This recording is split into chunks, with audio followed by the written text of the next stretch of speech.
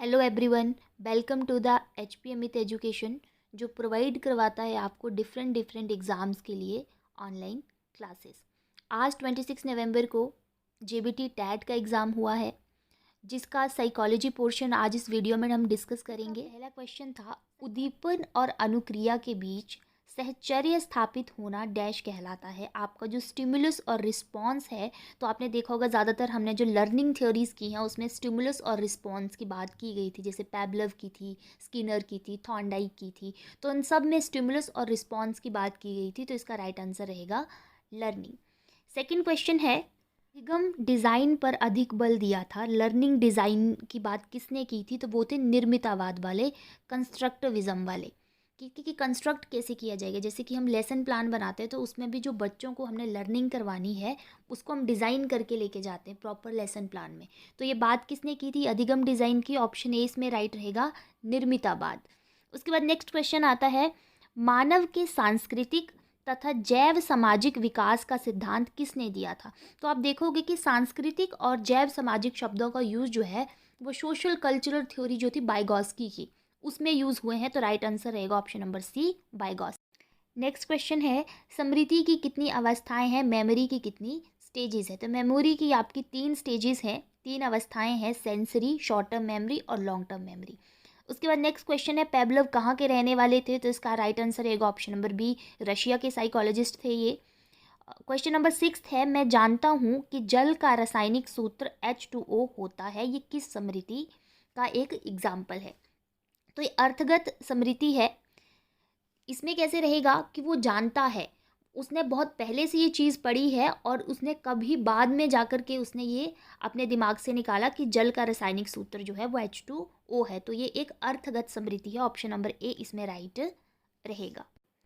Next question है, बाइगॉस्की के अनुसार बालक को अंत्यक्रिया करने के लिए किस उपकरण का आवश्यकता होती है?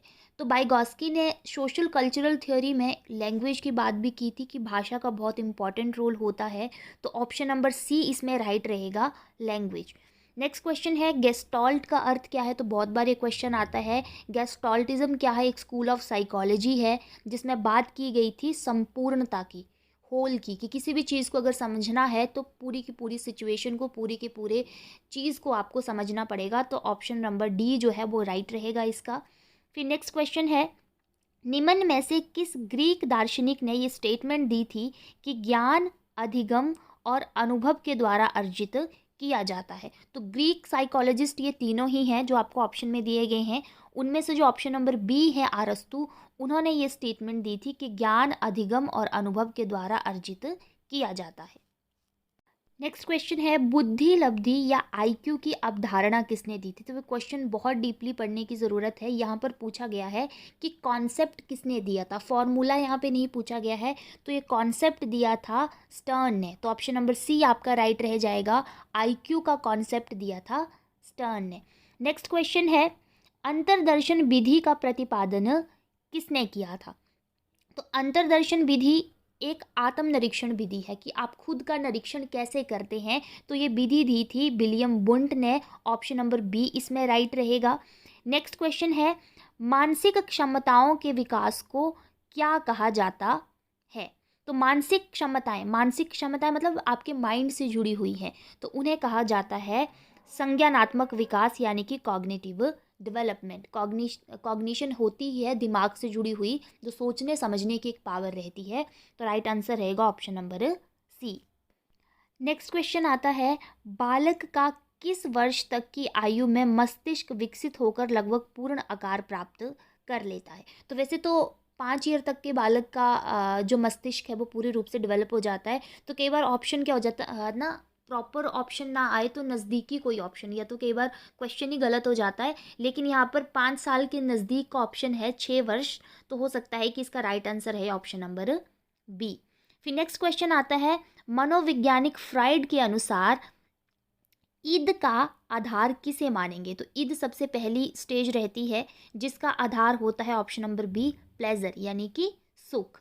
उसके बाद आता है, आत्म केंद्रित स्वभाव के व्यक्ति डैश व्यक्तित्व के कहलाते हैं, जो सेल्फ सेंटर्ड रहते हैं। तो वो कहलाते हैं इंट्रोवर्ट। इंट्रोवर्ट व्यक्ति किसी और से बात नहीं करेगा, अपनी फीलिंग शेयर नहीं करेगा, तो कहीं ना कहीं वो खुद के बारे में ही ज़्यादातर सोचेगा, सेल्फ सेंटर्ड रहेगा। तो इसके लिए होगा right answer option number B. Next question आता है, विकास एक प्रक्रिया है। तो विकास एक निरंतर प्रक्रिया है, कॉन्टिन्यूस प्रोसेस है, जो कि आपकी लाइफ लॉन्ग चलती रहती है। जब तक आपकी लाइफ है तब तक चलेगी। तो ऑप्शन नंबर बी इसमें राइट रहेगा। मनोशारीरिक अक्षमताओं को क्या कहा जाता है? तो जो आपकी साइकोफिजिकल डिफरेंसेस होते हैं वो व्यक्तिगत होते हैं। एक व्यक्ति की अलग है, दूसरे की अलग है, तीसरे की अलग है। तो इसमें राइट आंसर रहेगा ऑप्शन नंबर सी, व्यक्तिगत यानी कि इंडिविजुअल। उसके बाद नेक्स्ट क्वेश्चन है, लघुकालीन स्मृति में कितने सेकंड के लिए सूचनाएं रह सकती हैं? तो जो आपकी शॉर्ट टर्म मेमोरी है, मेमोरी का सेकंड टाइप जो है, उसमें ज़्यादा से ज़्यादा 30 सेकंड तक ही आप जो है वो चीज़ों को अपने दिमाग में रख सकते हो, अपनी मेमोरी में रख सकते हो, स्मृति में रख सकते हो। तो ऑप्शन नंबर ए इसमें राइट रहेगा। नेक्स्ट क्वेश्चन है, एरिक्सन के सिद्धांत के अनुसार विश्वास बनाम अविश्वास की अवस्था कितने टाइम तक रहती है? ट्रस्ट वर्सेस मिसट्रस्ट जो है वो कब तक रहता है? तो वैसे तो बेसिकली जन्म से लेकर के 2 साल तक या 18 मंथ तक हम उसे मानते हैं, लेकिन उसके पास का जो हमें एग्जाम्पल मिल रहा है यहाँ पे वो है 0 से 1 साल तक। तो ऑप्शन नंबर बी इसका राइट रहेगा।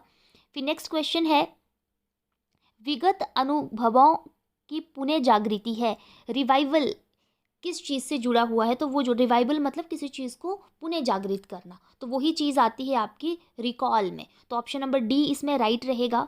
नेक्स्ट क्वेश्चन है, मैस्लो के अभिप्रेरणा सिद्धांत के अनुसार कौन सी आवश्यकता क्रम में सबसे बाद आती है? तो मैस्लो की जो ह्यूमन नीड थी, जो मैस्लो ने दी थी, उसमें 5 नीड्स उसने बताई थी, जिसमें से सबसे एंड की जो नीड रहती है वो रहती है आपकी नीड ऑफ सेल्फ एक्चुअलाइजेशन।